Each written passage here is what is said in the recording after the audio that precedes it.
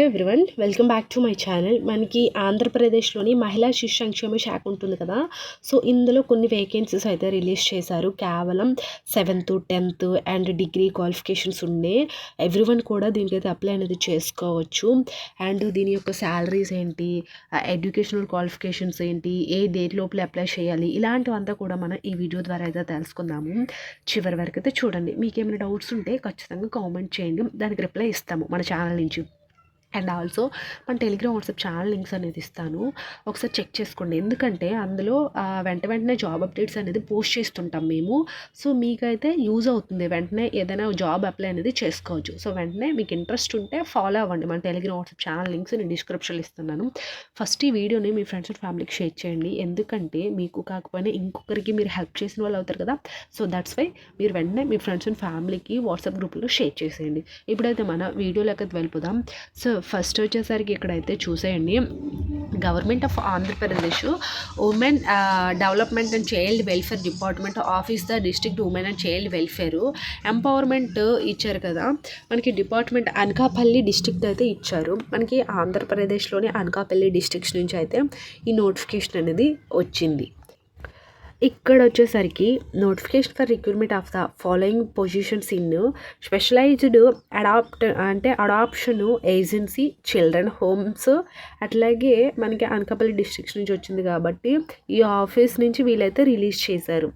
So ఇక్కడ ఏంటంటే eligibility criteria, remunerations, types of vacancies and ఏ క్యాస్ట్కి ఉన్నాయి, అదే నేమ్ ఆఫ్ ద పోస్ట్ అని ఇచ్చారు. వీళ్ళు కంప్లీట్ ఇన్ఫర్మేషన్ అయితే ఇక్కడ ఇచ్చారు.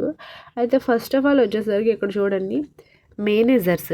ఈ మేనేజర్స్ ఏంటంటే వీళ్ళకి ఏజ్ 25 నుంచి 42 ఇయర్స్ అనేది ఇచ్చారు. వీళ్ళు మెన్షన్ చేశారు ఇక్కడ 25 to 42. అండ్ వీళ్ళకి శాలరీస్ కూడా ఎట్లా ఉంటాయంటే స్టార్టింగ్ 23,000 అయితే స్టార్టింగ్ ఉంటుంది.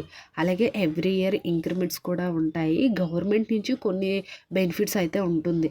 అంటే మనకి హెల్త్ ప్రాబ్లం వచ్చినా ఫ్రీగా మెడికల్ ట్రీట్మెంట్ అనేది ఫ్రీగా ఉంటుంది. అండ్ పర్సనల్ ఫండ్ అనేది ఉంటుంది.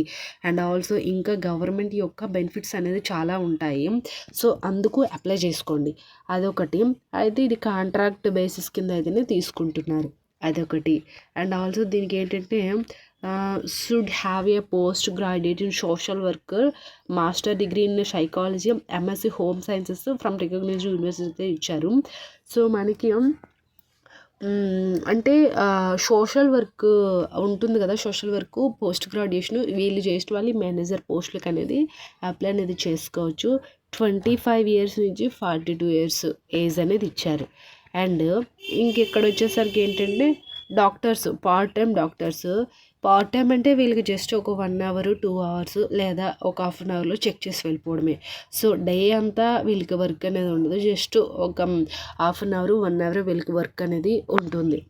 అయితే వీళ్ళకి కూడా సేమ్ ఏజ్ 25 నుంచి 40 ఇయర్స్ అయితే 42 ఇయర్స్ అనేది ఏజ్ అనేది ఇచ్చారు. అండ్ వీళ్ళకి పార్ట్ టైం కింద అయితే ఇచ్చారు.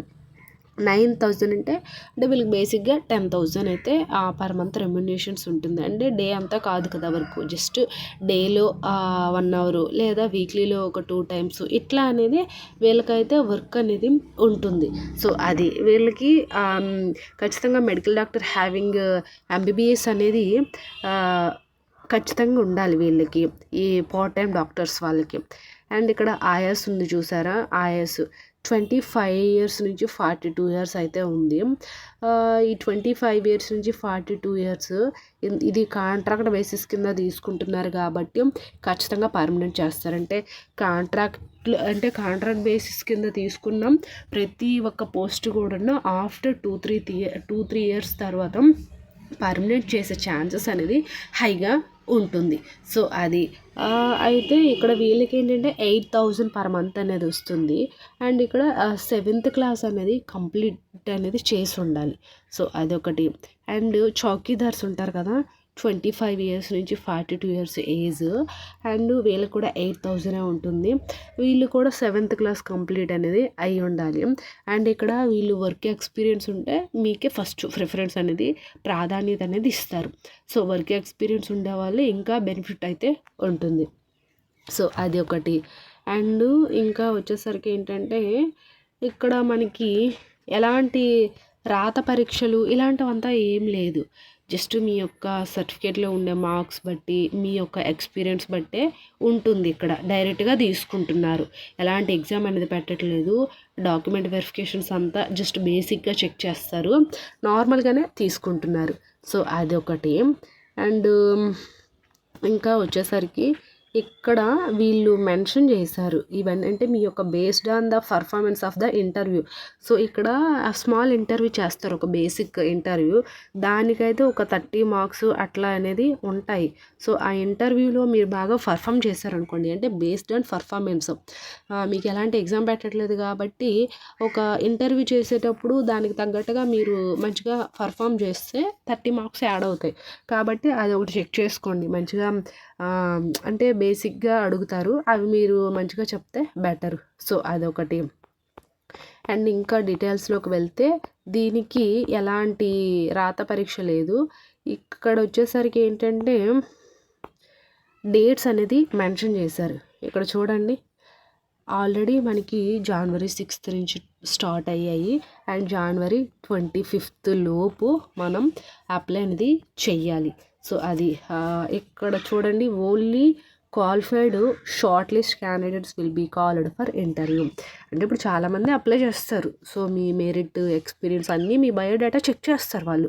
వన్స్ చెక్ చేసిన తర్వాత ఆఫ్టర్ క్యాండిడేట్స్ని అందరినీ షార్ట్ లిస్ట్ చేస్తారు. షార్ట్ లిస్ట్ చేసిన తర్వాత ఆఫ్టర్ వీళ్ళు ఏంటంటే ఇంటర్వ్యూకి అనేది కాల్ చేస్తారు. సో అది అప్లై చేసిన తర్వాత క్యాండిడేట్స్ యొక్క ఎక్స్పీరియన్స్, వర్క్ పర్ఫార్మెన్స్ అవన్నీ చూసి అప్పుడు ఇంటర్వ్యూ అనేది చేస్తారు. సో అది. అండ్ ఇంకా వచ్చేసరికి ఇది మనకి అప్లికేషన్ ఫామ్. ఈ అప్లికేషన్ ఫామ్ అనేది వీళ్ళకి పోస్ట్ ద్వారా అనేది పంపించాలి. సో ఈ అప్లికేషన్ ఫామ్లో మనం ఫిల్ చేసే బేసిక్ ఇన్ఫర్మేషన్ బట్టే మనకి ఇంటర్వ్యూకి పిలవాలా వద్దనేది ఉంటుంది. కాబట్టి ఈ అప్లికేషన్ ఫామ్ అనేది చాలా మంచిగా ఫిల్ చేయండి. అంటే నార్మల్గా కాకుండా అన్నీ కొంచెం మంచిగా ఫిల్ చేస్తే బెటరు. ఇక్కడ మీ యొక్క అన్నీ అటాచ్ చేయడం, మీ యొక్క ఫోటో, మీ యొక్క నేము, అంటే ఏ పోస్ట్కి అప్లై చేస్తున్నారో ఆ పోస్ట్ యొక్క name and name of the candidates, father name, address, మీ యొక్క phone number, date of birth as per certificates, and ఇంకా మీ ఇవన్నీ ఉంటాయి కదా, మీరు ఏ ఇయర్ పాస్ అయ్యారు, ఎన్ని మార్క్స్ వచ్చాయి, ఎంత పర్సంటేజు, ఏ యూనివర్సిటీ, ఇట్లా అన్నీ ఉంటాయి. సో ఇవంతా నీట్గా ఫిల్ చేయండి. ఫిల్ చేశాక ఫైనల్లో మీరు డేటు, మంత్, సిగ్నేచర్ అవన్నీ వేసేసి మీరు వీళ్ళకి పోస్ట్ అనేది చెయ్యొచ్చు. సో నేను కింద డిస్క్రిప్షన్ లింక్ ఇస్తాను, ఒకసారి చెక్ చేసి మీరు చదివి అప్లై చేయండి. సో ఇదే అండి. Thanks for the watching this video.